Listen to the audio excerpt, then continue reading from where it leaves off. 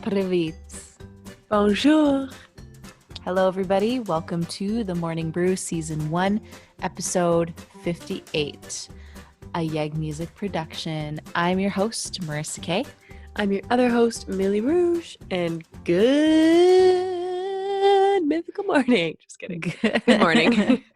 Ripping off other TV shows. I embraced my inner emo yesterday. I got some black nail polish that was on sale for like $1 at Rexall. So I was like, I'm going to buy it. That's it's like a good gel price. nail. And it's a gel nail polish. Sorry, it was probably like $2, but even still, like nail polish is expensive. So I got this, gel nail polish, and it feels so great and so like glassy, and I love it. Mm-hmm. And it just, my nails feel so legit. I don't know how else to describe it. Let's see it up close. I don't know if you can. Yep. So what does it mean by like, gel? Does that just so mean it's basically like there's a regular like polish. Yeah. And then there's like gel polish, which you should probably cure under UV light, but I don't have a UV light. Okay. So it's just like regular. Yeah, but look how thick they are. Thick dough. They're so thick. But also just because I have another layer of nail polish underneath that I just put the black gel on top of. Oh, okay. But I'm pretty happy with it. I wanted to put some more decorations on, but I was like, no, I'm feeling the emo. You're feeling lately. it? I also did my toes. Which is fun. Did them black? I did them black. Ooh. Yeah, I've never owned black nail polish, so I was really excited about it. Really excited to use it. I feel that way. I didn't have black nail polish for a very long time, and then I finally bought it. But I've never owned like a royal blue or even really baby blue nail polish, because I always find it's like such a weird color to wear. Not that I think it's like ugly. It's just like, it's just very obvious when you have. It doesn't go with a lot. Yeah. Yeah. Bright blue black nail polish goes with a lot. Mm-hmm. Just like black clothes. Yeah. You know? Exactly. I usually stick to like very pastel-y colors. Like this is like purple, but it's like really light.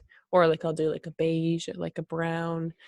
Yeah. I've done that too, where I usually wear like very neutral colors, but I was like, I don't know. I have like this, you saw the glitter nail polish that I have. I was like, ooh, that would look really cool on black. Or like trying to do, like I said, I watch a lot of Simply Nailogical. So I was like, I want to try a whole bunch of different designs. We should do Pride nails.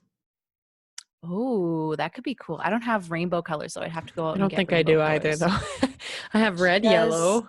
I don't have orange. She does like really cool like gradient rainbow nails, but you have to get like liquid latex to, anyway, it's a whole thing. It's a process. But actually, funnily enough, I had a dream last night that it was like two things. I don't know why I had this dream, but I had a dream that I had this like pink glittery nail polish that I was like drawing roses on my black nails. I don't know why. Somehow. But also at the same time, I was also a teacher at an elementary school, and I was late to teach a gym class for the grade 1 and 2s. And when I got there, they said I was late, and they were playing a weird version of volleyball that was both outside and inside. Like there was grass on the floor, but it was inside. And then my old drama teacher was teaching the gym class. And I was like, what is happening? And I was so confused. You're like, what does this have to do with my real life? I had no idea. So I have to look up. Maybe it's your insecurities about your teaching job. Dun, dun, dun. Maybe it's telling me that, hey, COVID's going to get you out of a job. Okay. Yeah. You were late to your job. Ooh, look at us now.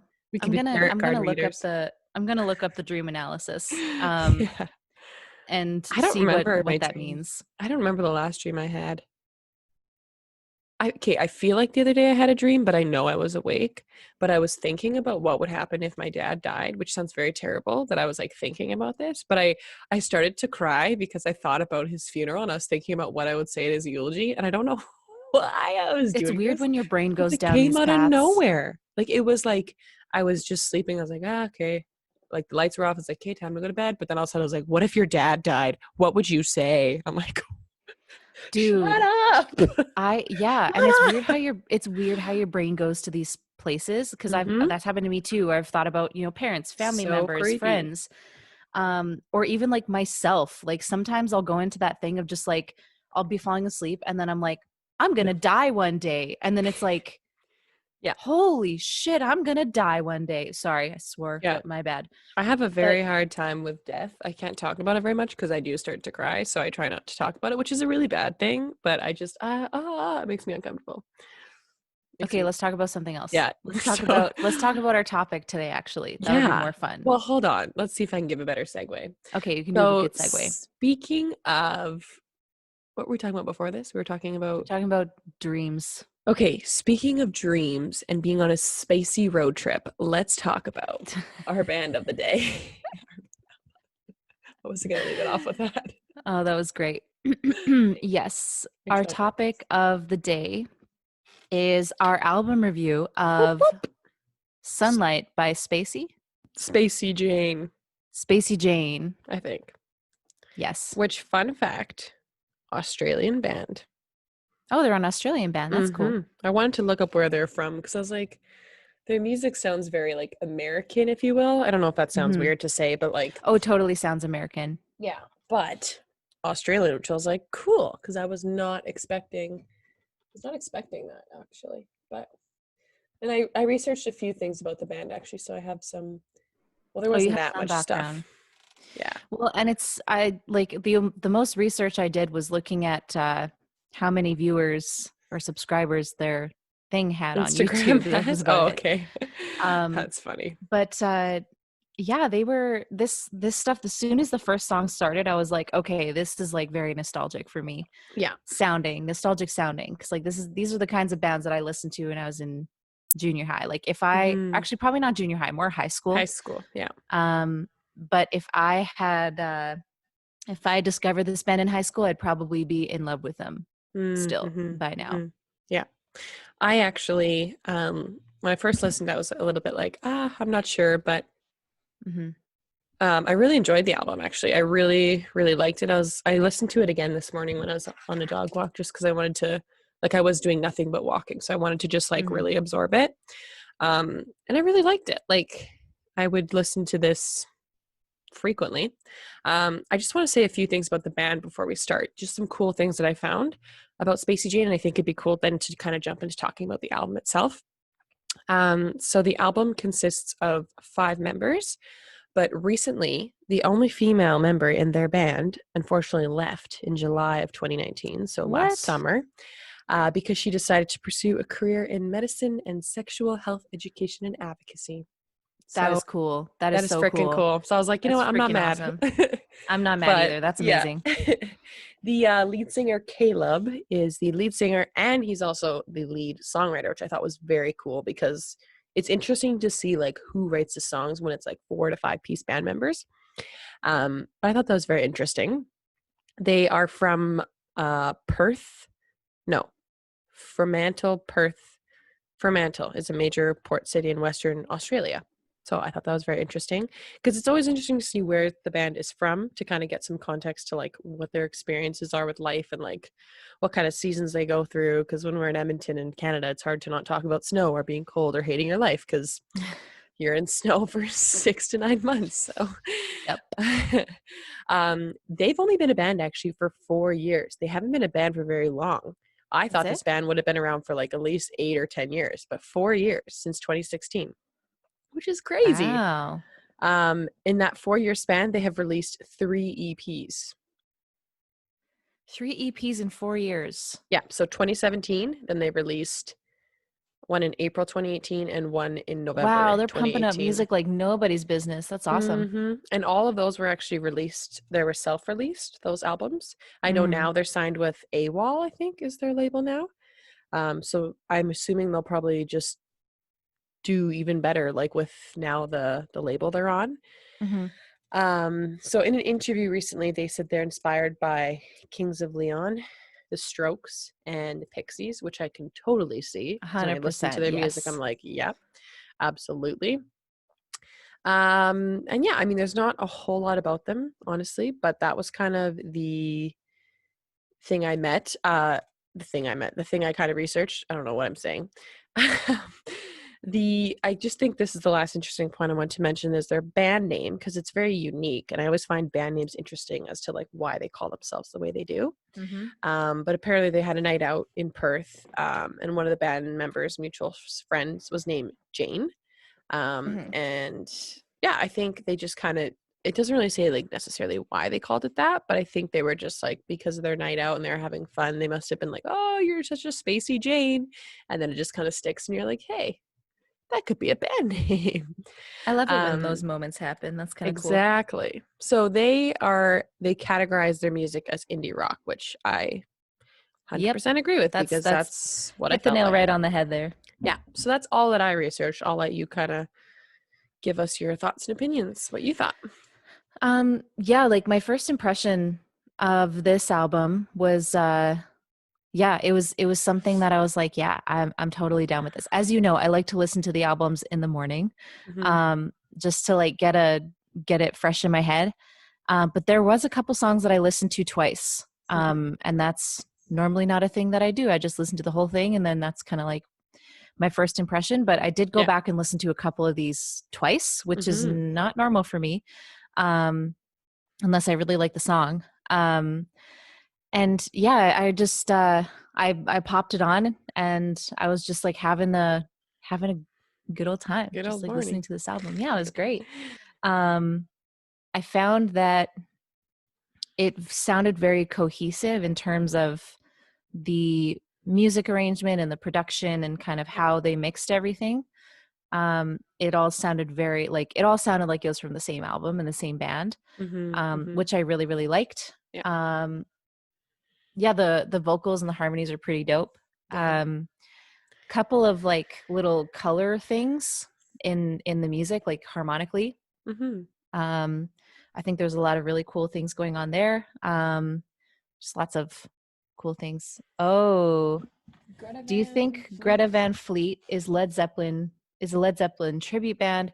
Read in a few interviews of the band, and they say they're not even influenced by Zeppelin. I find that insane. I also find that insane. Zeppelin. They're like a knockoff. He literally sounds exactly like Robert Plant. Like my dad loves Led Zeppelin. And so I told him, I was like, Dad, you should listen to Greta Van Fleet because you will love them. He sounds the exact same. I think they're lying when they say that. I think they're full of BS. Know what? People say that all the time, like, oh, like, well, they don't say this necessarily, but they won't say like who they're influenced by. But you listen to so much music in your lifetime and just like at different parties, and things just influence you without you even knowing. So the fact that he says that is kind of like, you can say like you have a slight influence, but you don't have to say it's like major if you have other ones that are more like prominent. If you don't want to say that you're a Led Zeppelin tribute band, that's fine. But but I mean, you have to at least acknowledge that you sound like Robert Plant. You sound exactly like Robert Plant. But anyway, you have the same vocal tone, okay? Just get over it. No, literally, not even that. Is literally the same voice. Like if you hear the way he inflects everything, I'm like, he is Robert Plant. But anyway, so yeah, I also think that's a very good question, Jay Murphy. Thank you. So anyway, back to Spacey Jane. That was the one thing I noticed about these guys was actually I drew some parallels between this band and Half Moon Run. Just with a couple things. Also the band The Young Veins, just with like the tone of voice that he uses and the style of writing and all that. Those were a couple things that I found were very similar, but I would say this band is a very hipster band. I don't know how else to describe their sound. I agree, because there was a few songs I was listening to and I was like, you know those people on TikTok that make fun of like indie singers because they'll sing like and I don't know why, and they're not even like, they don't even speak like that in real life. Welcome to my kitchen. We have bananas and avocados. I know, I feel bad. Marshall. I squished his arms a little bit. He squeaked a little bit. Oh, and I bumped his head. I'm the worst mom ever. Oh my God. For anyone listening on Spotify, there is a beautiful, handsome boy at the mic right now. Mysterious, sexy little boy. I'm just kidding. I do call my dog sexy because he is. He's so cute. I just want to love you for the rest of my life. Okay. Marshall, what did you think of the album? Thank you. Yes, that was great. He gives it one thumbs up, one claw up. One claw. Sorry, back to my point. It's just that thing that indie singers do where they're kind of like, and they just do this weird thing with their mouth, but I get it's just a tone thing, and I totally appreciate it. And I actually don't think it sounds that bad. Jay Murphy said it was the Tom DeLonge voice from Blink-182. Where are you? Yeah. And I'm so sorry. That's funny. So I kind of heard that in this band, but that wasn't the main focal point for me. Like, that didn't distract me because they had so much other cool stuff that was going on. So for me, it wasn't like, oh my God, it's the only thing I can hear. But I was like, yes, you have that slight touch. Yeah. And okay, sorry. Oh, Lily! We have to take turns. We're featuring both dogs today. Oh my God, look at you! Such a beautiful little girl. Okay, she's majestic. She's over it really quick. It's beautiful. So yeah, I think I actually wrote a comment about vocal tone because I thought his vocal tone was very, very talented, and like I thought it was really well done. Like, I know vocal tone's not really something you like do intentionally, but it just kind of comes naturally. But I thought it was really good in the album, and it kind of made me want to be like, oh, I would listen to your older stuff because I'd be curious to hear more of what you sounded like back then. Yeah, he had a very easy way of kind of navigating through his like his lines in the song. Like, it felt very like natural.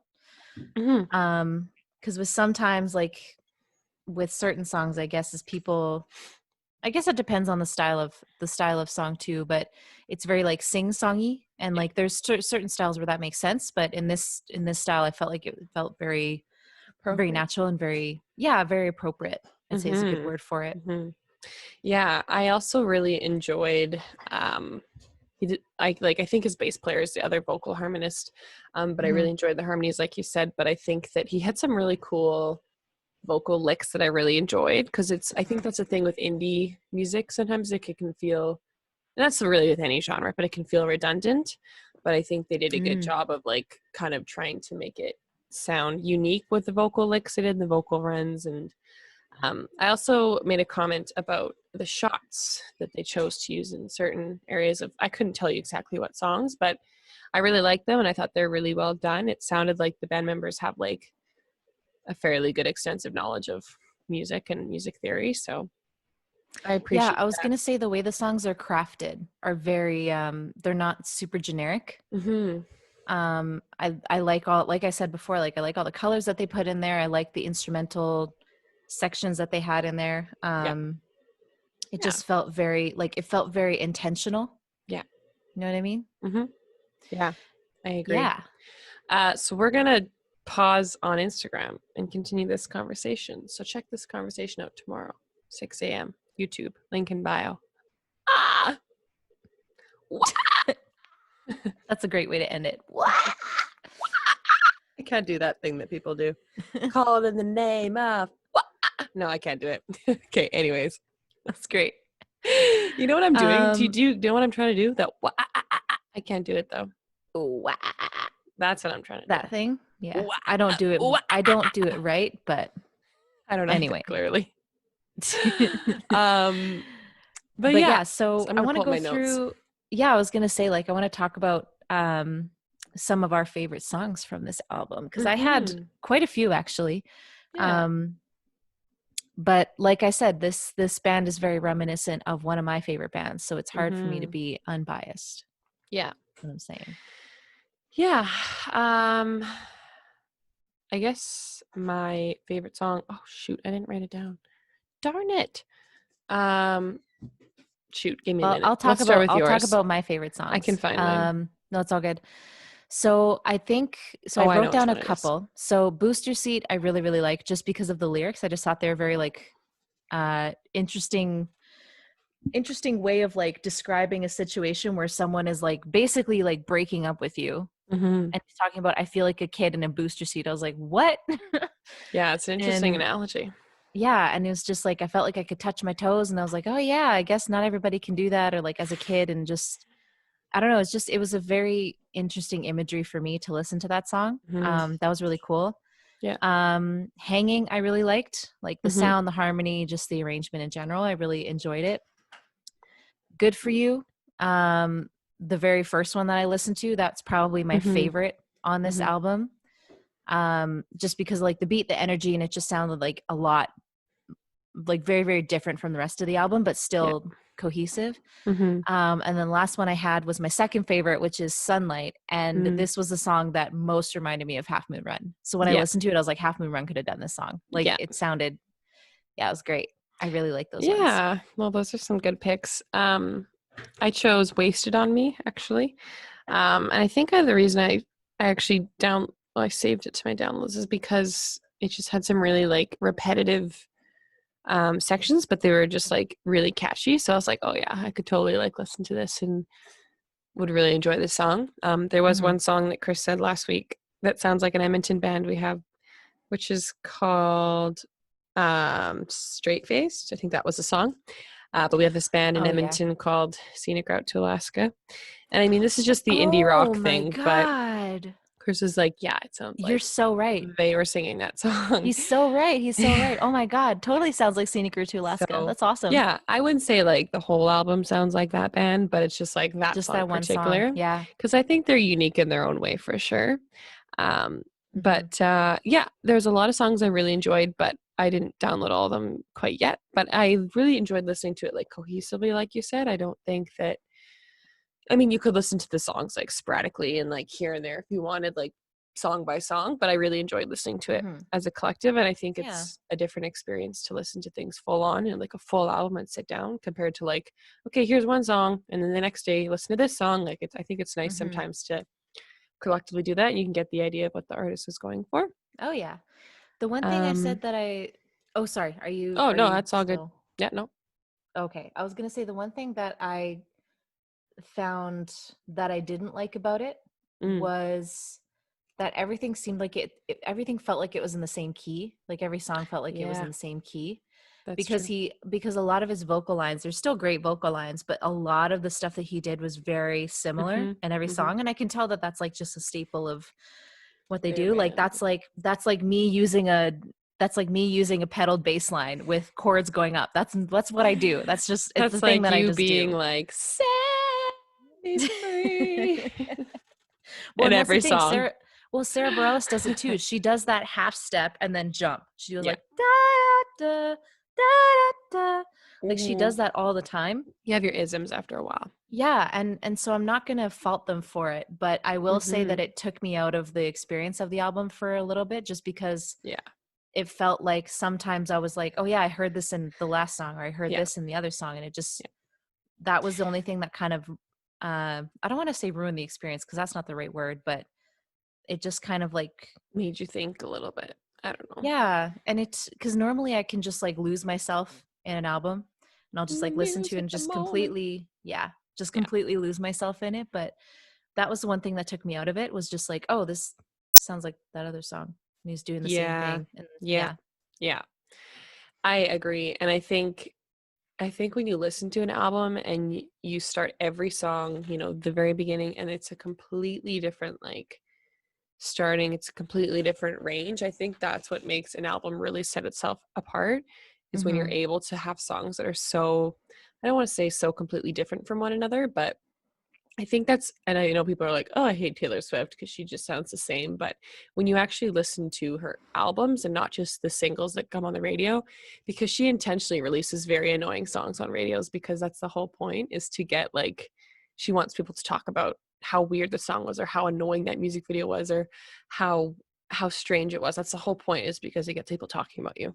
But the thing I like about our albums is that they're all very, very diverse, and each song, it feels like each song is a new chapter, a new story, and or they're just like just really all different. So I think that's what really sets apart like a really polished, well-known band to like someone who's been around for 4 years, or someone who's just like starting to pick up in their fame level. So I think it really shows. And I'm not saying it's an easy thing to do, because I haven't released anything to be like, I know everything, but I think just through listening to different albums, I can kind of see that there's a distinguishable factor in that. So like if I had to compare these guys to a band that I found were kind of similar, they're a band called the Young Veins, and there's the two members who broke off of Panic at the Disco, Ryan and John. They only released one album.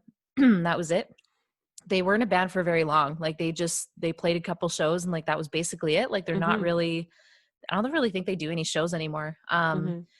But when I was thinking about this band versus the Young Veins, they both had a very similar kind of, I guess, because their style is very different, but their feel, like just the feeling is very similar. But the main difference between when I listen to the Young Veins versus when I listen to Spacey Jane, the Young Veins, in their album, they had like a wide range of like, this song was, you could tell this song is different than this song. They had one person singing this song, which again, not every band can do, but it was like, you could tell that each song was different, even though they had the same instrumentation, the same mixing, the same like plugins on all their vocals. But there's such variety in it that made each song unique in itself, but also still cohesive in the full album, which is what I felt like I was missing from this album. Was just, there was variety, but I guess for me personally, this is probably just my personal take, there wasn't enough for me.